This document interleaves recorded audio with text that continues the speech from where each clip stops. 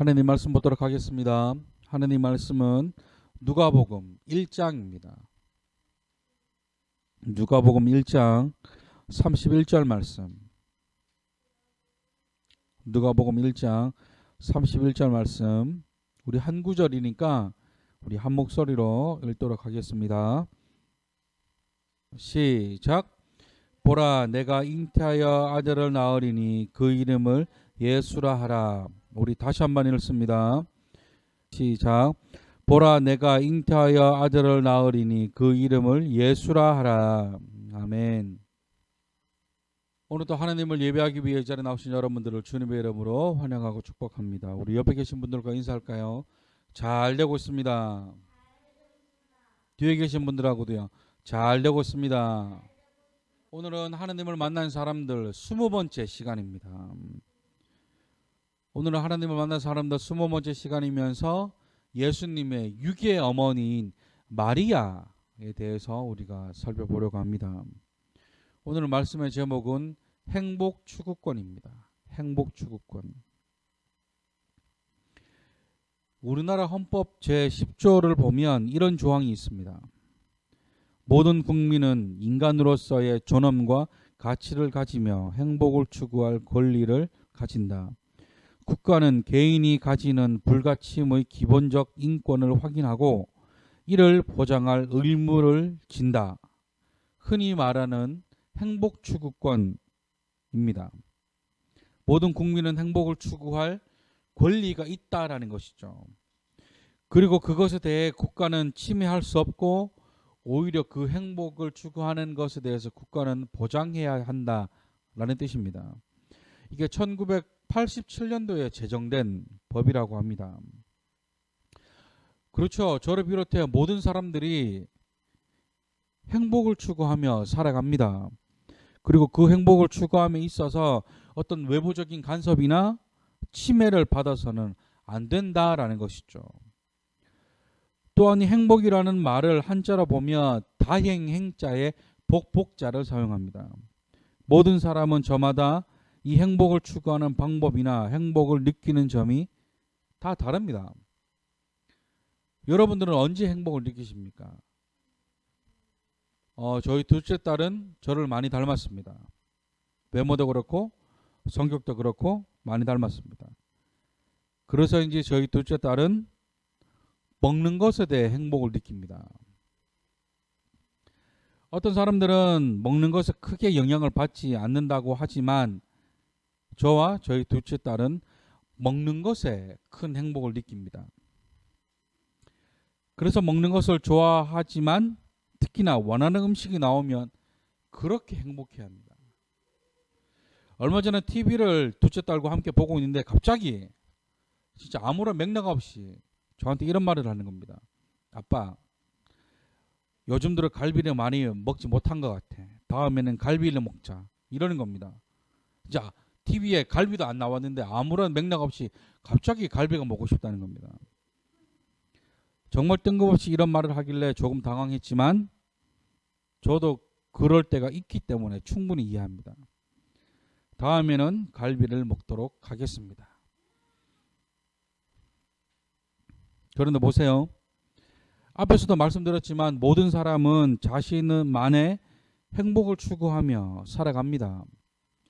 그것이 어떤 이들은 먹는 행복일 수도 있고 또 어떤 이들은 학업에 대한 행복일 수도 있고 또 어떤 이들은 운동이나 요즘같이 올림픽 같은 경기에서는 메달을 따는 것이 행복을 추구하는 방법일 것입니다.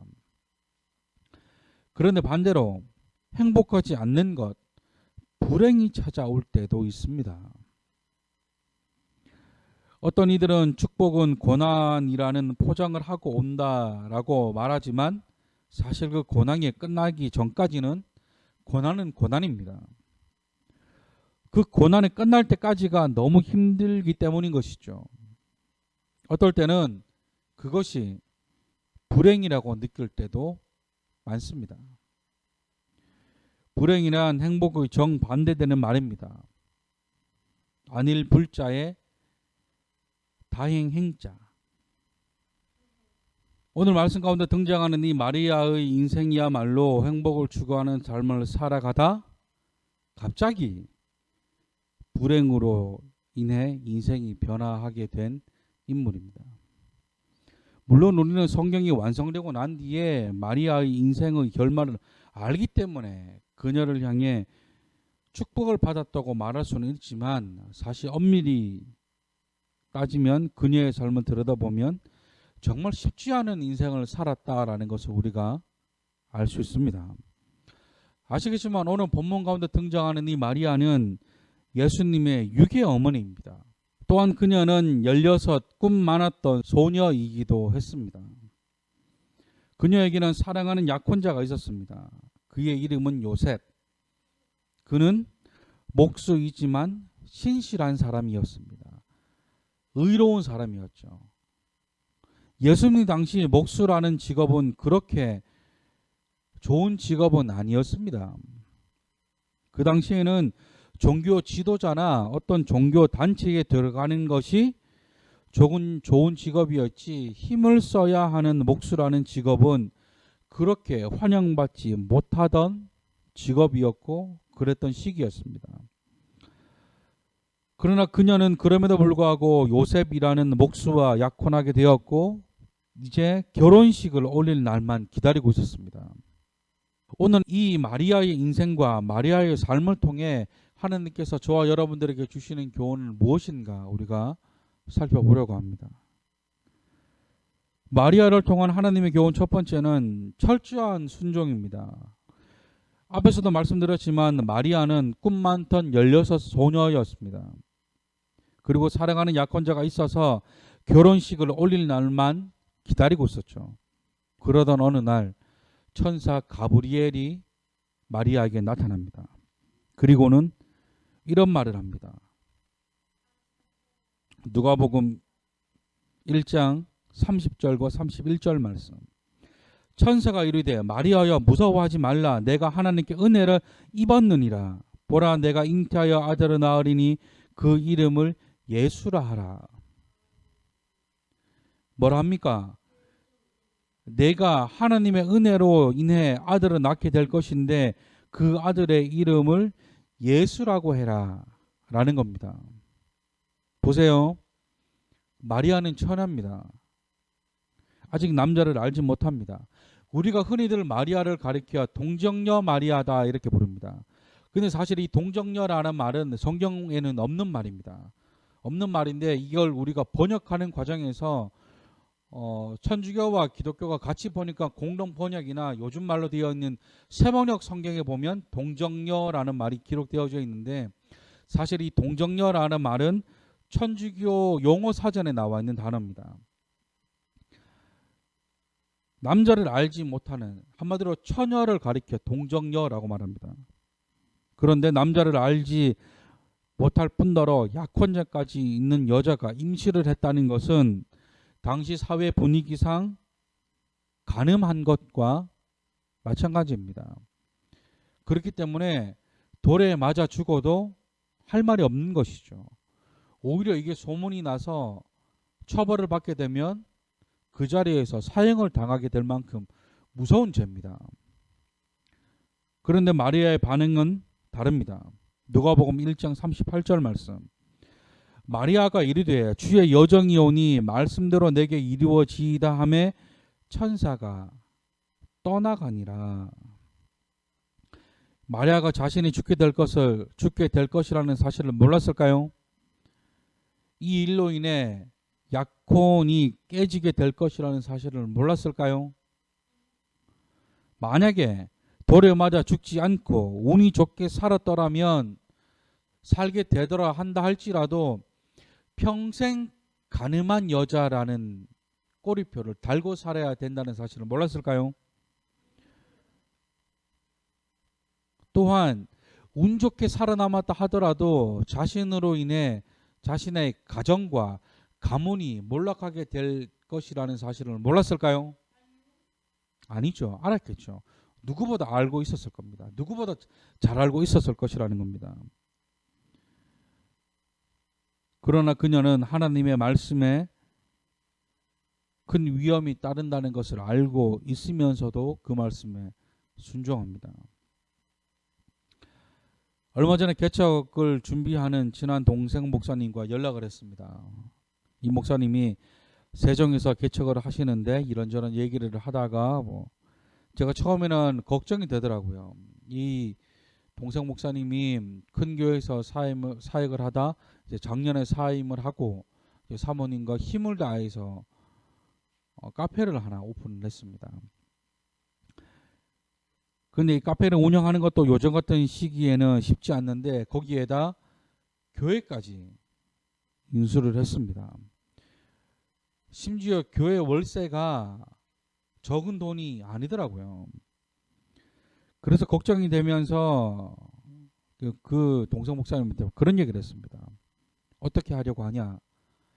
걱정은 안 되냐? 계획은 있냐? 도와주실 분들은 계시냐? 이런 걱정들을 했습니다. 그런데 이 목사님이 딱 한마디 하시더라고요. 형님, 저는 이 교회 들어올 때 파산 신청할 각오하고 들어왔습니다. 그 말을 듣는데 걱정이 아니라 오히려 이 목사님이 부럽더라고요. 아직 나에게는 저만한 믿음이 없어서 아직 교회를 들어가지 못하고 있는 것인가? 아니면 내가 하나님의 말씀에 순종하지 못하고 있는 것은 아닌가? 개척한다고 말은 하지만 순종을 하지 못하고 있는 것은 아닌가? 이런 생각들 때문에 오히려 마음이 먹먹해지는 시간들을 좀 보냈었습니다. 제가 예전에도 몇 번 말씀드렸잖아요. 순종은 진짜 쉽지 않다는 거. 그리고 순종에는 반드시 대가 지불이 필요하다는 거. 그리고 순종함은 하나님은 아신다는 거. 저도 그렇지만 아직까지 순종 못하고 내 머릿속에 계산기만 두드리고 계신 분들이 있다면 오늘 이 말씀이 순종으로 나아가시는 첫걸음이 되시기를 주님의 이름으로 축원합니다. 그런가 하면 마리아를 통한 하나님의 교훈 두 번째는 흔들리지 않는 믿음입니다. 뭐라고요? 흔들리지 않는 믿음.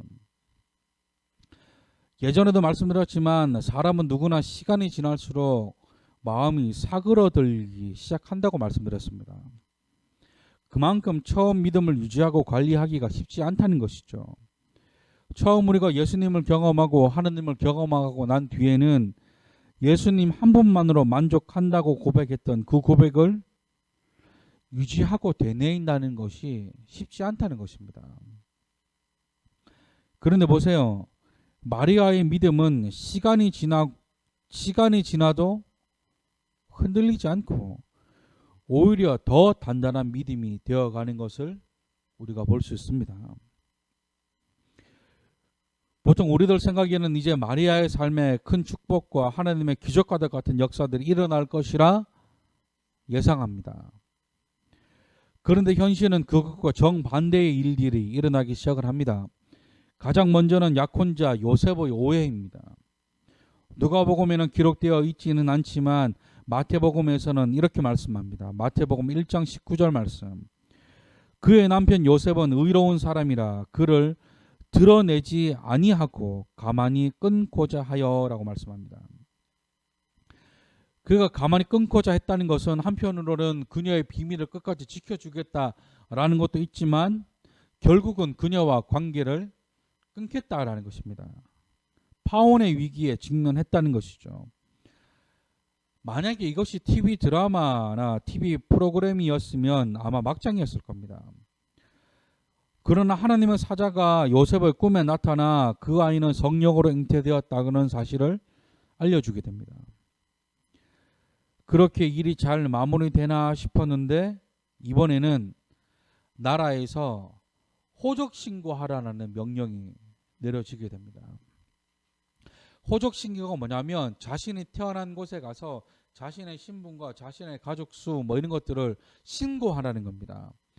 이게 왜 신고하라냐면 당시에는 이스라엘을 다스리고 있던 로마의 한 총독이 매년 14년에 한 번씩 조사하던 것이었습니다. 그래서 그것을 통해서 나라에 세금을 세우고 예산을 세우고 하는 일들을 했던 것이죠. 그 나라의 노동력도 파악하고 그 나라의 군사력도 파악하고 이런 것들을 하기 위해 했던 것입니다. 갑자기 호적하라라는 거 한 것이 아닙니다. 14년마다 매년 하던 행사입니다. 이 일로 인해 요셉과 그의 모든 가족은 요셉 가문의 고향인 베들레헴으로 내려가게 됩니다. 그런데 문제는 마리아의 출산이 얼마 남지 않았다라는 것입니다. 그러다 결국 우리가 잘 알고 있듯이 인류를 구원할 자라고 천사가 알려줬는데 이 구원자를 말들이 있는 마구간에서 출산하게 됩니다. 사실 성경에서는 마리아의 심경이 기록되어져 있지는 않지만 이 부모의 심정으로 볼 때 그렇게 반가운 모습은 아니었을 것 같습니다. 모든 부모가 다 그렇지만 생명이 태어난다는 것은 정말 기쁜 일입니다. 그래서 저희 첫 아이의 태명이 기쁨이었죠. 요즘은 기쁨을 잘 주지 않습니다. 하도 방을 어지럽혀가지고. 그리고 또 누구보다도 그 자녀를 잘 키우고 싶어 하죠. 그런데 자신의 첫 아이가 제대로 갖추어진 장소가 아니라 말들이 생활하는 마구간에서 출산한다는 것은 어느 부모나 할지라도 좋아하는 일은 아닙니다. 그런데 이것보다 더 심각한 일이 벌어지게 됩니다. 당시 이스라엘 지역을 다스리던 총독이 구원자가 태어날 것이라는 예언을 알게 되면서 모세 때와 같이 3세 밑에 남자아이를 모조리 죽여버리라는 명령이 떨어지게 됩니다. 그래서 어쩔 수 없이 요셉과 그의 가족들은 애굽으로 피난을 가게 됩니다. 애굽이 어디예요? 이집트. 이집트로 피난을 가서 이 총독이 죽을 때까지 거기에 있다가 천사가 다시 올라가라고 해서 다시 이스라엘로 올라오게 됩니다. 그런데 아마도 이 모든 일보다 마리아를 더 힘들게 한 것은 아마도 예수님이었을 겁니다.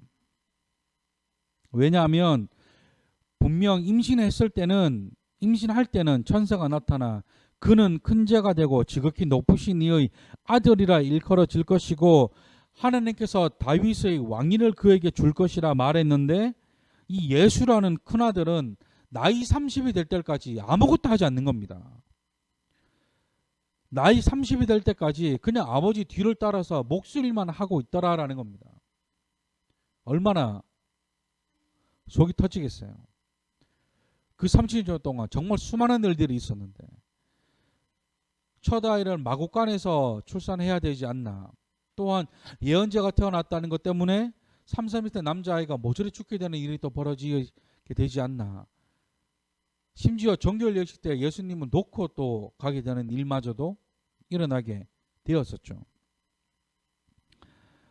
이 예수라는 아들이 나이가 30이 될 때까지 아무것도 하지 않고 그저 평범한 목수로서의 삶을 살아가고 있었기 때문입니다. 마리아 입장에서 보면 수많은 의심들이 들기 시작했을 겁니다. 도대체 언제 큰 죄가 되고 언제 하나님의 아들이라 일컬음을 받지? 언제 구원자가 되지? 그저 평범한 목수의 아들인데 이게 가능할까? 내가 잘못 들은 것은 아닐까? 지금까지 참아왔던 수많은 고난과 사건들은 헛수고였나? 뭐 이런 수많은 의심들이 마리아의 머릿속을 지나갔을 것입니다. 그러나 마리아는 자신이 30년 전에 받았던 그 말씀을 포기하지 않았습니다. 30년이라는 시간이 적은 시간입니까? 신앙생활 30년, 40년 해도 예수님을 잃어버릴 수 있습니다. 교회학 통계적으로 보면 6개월 동안 교회를 가지 않고 말씀도 보지 않고 예배도 드리지 않고 기도도 하지 않으면 예수님을 알지 못하는 그 예전 시기로 돌아간다라는 통계가 있습니다. 신앙생활 10년, 20년, 30년 했더라도 6개월만 하느님과의 교제가 끊어지게 되면 다시금 하느님을 만나는 것이 굉장히 어려워진다라는 것이 교회학적 통계입니다. 그런데 마리아의 인생이 쉬운 인생이었겠습니까? 아니죠. 누가 봐도 우여곡절이 많은 인생입니다. 그렇다고 한다면 저와 여러분들의 모습을 점검해 보셔야 합니다. 나는 아직도 하나님을 향한 믿음과 신뢰를 가지고 있는가? 어떤 어려움과 상황 가운데서도 그 말씀을 믿으며 살아가고 있는가? 우리의 모습을 돌아보셔야 합니다. 그런가 하면 마리아를 통한 하나님의 교훈 마지막 세 번째는 끝까지 헌신하는 것이었습니다. 드디어 기다리고 기다리던 가나 혼인잔치를 시작으로 예수님의 사역이 시작됩니다. 그런데 이번에도 예상치 못한 일이 일어나게 됩니다. 요한복음 2장 1절에서 4절 말씀. 사흘째 되던 날 갈릴리 가나에 혼례가 있어 예수의 어머니도 거기 계시고 예수와 그 제자들도 혼례의 청함을 받았더니 포도주가 떨어진지라 예수의 어머니가 예수에게 이르되 저들에게 포도주가 없다 하니 예수께서 이르시되 여자여 나와 무슨 상관이 있나이까 내 때가 아직 이르지 아니하였나이다. 잔치 자리에 포도주가 떨어졌습니다. 그래서 마리아가 예수님께 포도주가 없다고 합니다. 그런데 이게 어떤 뉘앙스인지 아시죠? 내가 포도주를 구하든 만들든 어떻게 좀 해보라는 겁니다. 그런데 이에 예수님의 반응은 어머니에게 여자여 이것이 나와 무슨 상관입니까? 아직 내 때가 되지 않았습니다. 이제 경상도 말투라 이게 좀 표현이 좀 세 보이는데 무슨 말이에요? 틀린 말은 아니지만 굉장히 어머니에 대해서 야속하게 말합니다. 심지어 인간적인 마음으로 서운할 정도로 말합니다. 엄마한테 여자여 뭐 이런 소리를 합니다. 이뿐만이 아닙니다. 마태복음 12장 말씀에 예수님이 사람들에게 말씀하고 계시는 중에 예수님께 할 말이 있어 예수님의 어머니인 마리아와 예수님의 동생들이 예수님을 찾아옵니다. 그래서 예수님이 언제 끝나나 밖에서 기다리고 계셨죠. 그런데 예수님의 어머니와 그 동생들이 밖에서 기다리고 있는 것을 본 사람이 예수님께 부릅니다. 예수님 밖에 예수님의 어머니와 예수님의 동생들이 밖에서 기다리고 있습니다. 보소서 당신의 어머니와 동생들이 당신께 말하려고 밖에 서 있나이다 라고 말합니다. 이 말을 듣고 예수님은 또다시 누가 내 어머니며 내 동생들이냐라고 하십니다. 그리고 옆에 있던 제자들을 가리켜 이들이 나의 부모이고 나의 형제다라고 말씀하시죠. 예수님이 버르장머리 없는 것이 아니라 이 말씀을 통해 다른 것을 말씀하시기 위한 것이지만 어머니 마리아의 입장에서 보면 굉장히 서운할 수밖에 없는 상황입니다. 마치 떴다고 부모님과 형제를 버리는 것이라고 생각했을지도 모르겠습니다. 만약 저였다면 그렇게 생각했을 겁니다. 그런데 이보다 더 마음 아픈 건 아들의 죽음을 지켜볼 수밖에 없었다라는 것입니다. 30년이라는 시간 동안 함께 살았고 사랑으로 키웠고 그런데 이 아들이 아무런 죄도 없는데 나와 전혀 상관없는 모든 인류를 대속해서 대속물로 드려져야 한다는 것이 정말 가슴 아픈 일이었을 것입니다. 모든 부부가 마찬가지이겠지만 할 수만 있다면 내 자식을 대신에 내가 죽었으면 하는 마음이었을 것입니다. 그러나 마리아는 그 순간에도 아무런 원망이나 탄식도 없이 그저 묵묵히 십자가 곁에 서 있습니다. 요한복음 19장 25절 말씀. 예수의 십자가 곁에는 그 어머니와 이모와 글로바의 아내 마리아와 막달라 마리아가 섰는지라. 사랑하는 성도 여러분, 첫 헌신은 할 수 있습니다. 왜요? 아직은 시간이 그렇게 많이 지나지 않았기 때문입니다. 그러나 끝까지 헌신한다는 것은 쉽지 않습니다. 왜요? 그 시간 동안 수많은 일들과 서운함과 비참함과 아픔들이 쌓여갔기 때문입니다. 그렇기 때문에 어느 순간 헌신하기 싫은 것이죠. 내 안에 상처가 쌓이고 아무리 노력해도 누구 하나 인정해 주지 않고 그냥 나중에 하느님께서 다 보상해 주시겠지라고 생각해버리는, 그런데 그것은 눈에 보이지 않기 때문에 맥이 빠지는 것이죠. 마리아에게는 이런 마음이 있었는지는 모르겠습니다만 우리가 마리아였다면 이런 마음들이 공존했을 것 같습니다. 하지만 마리아는 달랐죠. 그녀는 자신의 아들이기도 하지만 하나님의 아들인 예수님이 죽으시는 그 순간까지 십자가 곁에 서서 예수님을 바라보고 있었습니다. 헌신은 몸과 마음을 바치는 것입니다.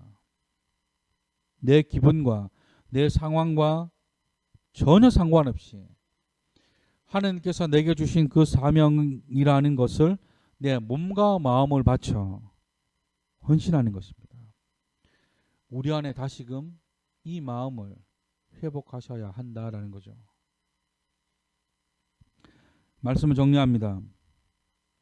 오늘은 마리아를 통한 하나님의 교훈들에 대해서 우리가 살펴보았습니다. 오늘 결론은 이 찬양으로 결론을 낼 수 있을 것 같습니다. 채우소서라는 찬양입니다. 이 찬양의 가사와 같이 흔들리지 않는 믿음 주소서, 낭망하지 않는 믿음, 자백하는 마음 내게 주소서, 내 안에 주님 채워주소서. 저와 여러분이 이 믿음을 가지기 위해서는 우리 마음을 성령님으로 채우셔야 합니다. 내 마음을 주님으로 채우셔야 한다라는 것입니다. 아무리 넘어뜨리려고 해도 넘어지지 않는 오뚜기가 있습니다. 이 오뚜기가 넘어지지 않는 이유는 그 중심을 잡아주고 있는 무거운 추가 있기 때문입니다. 주님이 우리의 추가 되고 성령님이 우리의 추가 되신다면 우리는 마리아처럼 순종하고 마리아처럼 믿으며 마리아처럼 헌신할 수 있습니다. 우리 찬양으로 하나님 앞에 나아가실 때에 이 찬양의 가사가 저와 여러분들의 고백이 되기를 소망하는 마음으로, 또한 기도하는 마음으로 우리 찬양 하나님 앞에 올려드리시겠습니다.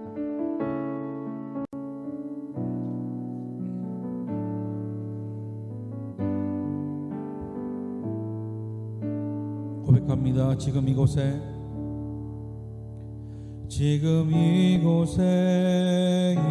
임하소서. 성령의 불로 가득 채우소서. 갈급함 내 맘에 찾아오셔서 주의 성령으로 채워주소서. 지금 이곳에 임하소서. 성령의 불로 가득 채우소서. 갈급함 내 맘에 찾아오셔서 주의 성령으로 채워주소서. 흔들리지 않는 믿음 주소서. 낭망하지 않는 믿음을 자백하는 마음 내게 주소서. 내 안에 주님 채워주소서. 다시 고백합니다. 지금 이곳에 임하소서. 성령의 불로 가득 채우소서. 갈급함 내 맘에 찾아오셔서 주의 성령으로 채워주소서. 지금 이곳에 임하소서. 성령의 불로 가득 채우소서. 갈급함 내 맘에 찾아오셔서 주의 성령으로 채워주소서. 흔들리지 않는 믿음 주소서. 낭망하지 않는 믿음을 자백하는 마음 내게 주소서. 내 안에 주님 채워주소서. 흔들리지 않는 믿음 주소서. 낭망하지 않는 믿음을 자백하는 마음 내게 주소서. 내 안에 주님 채워주소서. 주께서 주신 모든 은혜 나는 말할 수 없네. 내 영혼 즐거이 주 따르렵니다. 주께 내 삶 드립니다. 주께서 주신 모든 은혜 나는 말할 수 없네. 내 영혼 즐거이 주 따르렵니다. 주께 내 삶 우리 시간 주님 앞에 간절한 마음으로 기도하실 때에 아버지 우리에게도 마리아가 있었던 그 믿음과 그 헌신과 그 순종이 내 삶 가운데 있기를 소망합니다. 주님 나를 만들어 가달라고 우리 시간 주님 안에 생각하시면서 우리 기도함으로 나아가시겠습니다. 기도하겠습니다. 사랑하는 사신 하나님 아버지 우리에게 은혜를 베풀어 주시옵소서. 아버지 마리아가 했던 그 순종 마리아가 가지고 있었던 그 믿음과 그 헌신이 내 삶 가운데 일어나기를 소망합니다. 어떤 상황 가운데도 흔들리지 않게 하여 주시고 또 어떤 상황 가운데서도 포기하지 않게 하여 주시고 어떤 상황 가운데서도 주님 앞에 헌신하는 그 믿음이 아버지 사그러들지 않기를 소망합니다. 주님 우리와 함께 하여 주시옵소서. 주여 나와 함께 하여 주시옵소서. 마리에게 역사하셨던 그 은혜가 내 삶 가운데 일어나기를 소망합니다. 아버지 내 삶 가운데 역사하여 주시옵소서. 주여 나와 함께 하여 주시옵소서. 주여 나와 함께 하여 주시옵소서. 철저한 순종으로 아버지 변함없는 믿음과 흔들리지 않는 믿음으로 또한 아버지 끝까지 헌신함으로 주님 앞에 바로 세워지는 그 마리아의 모습이 나의 모습이 되어지기를 소망합니다. 주여 나와 함께 하여 주시옵소서. 성령님 나와 함께 하여 주시옵소서. 하나님 우리와 함께 하여 주시옵소서. 성령님 나와 함께 하여 주시옵소서. 아버지 우리가 하나님의 은혜만 바라보고 나아갑니다. 주님 우리와 함께 하여 주시옵소서.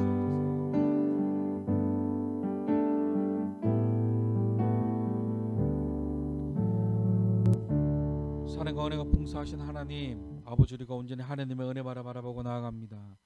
아버지 우리가 오늘 마리아를 통한 하나님의 교훈에 대해서 우리가 배웠습니다. 마리아가 가지고 있었던 그 철저한 순종과 흔들리지 않는 믿음과 끝까지 헌신했던 그 모습이 우리 삶 가운데 일어나기를 소망합니다. 아버지 우리 안에 부족한 부분들이 있다면 알게 하여 주시고 하나님으로 그것을 채우게 하여 주시옵소서. 아버지 또한 주의 전에 나올 때 빈손 들고 나오지 않은 손길들 있습니다. 아버지 이 헌금이 하나님 나라 확장하는 데에 귀하게 그 사명을 감당할 수 있도록 주여 함께하여 주시옵소서. 이제는 우리 주 예수 그리스도의 무한하신 은혜와 하나님의 한량없는 사랑과 성령님의 감화 감동 내적 역사 교통 충만케 하시는 그 은혜가 마리아와 같이 철저한 순종으로 흔들리지 않는 믿음으로 끝까지 헌신하는 모습으로 주님 앞에 나아가기를 다짐하는 모든 자들 머리머리 위에 이제로부터 영원토록 함께 하시기를 간절히 축원하옵나이다. 아멘.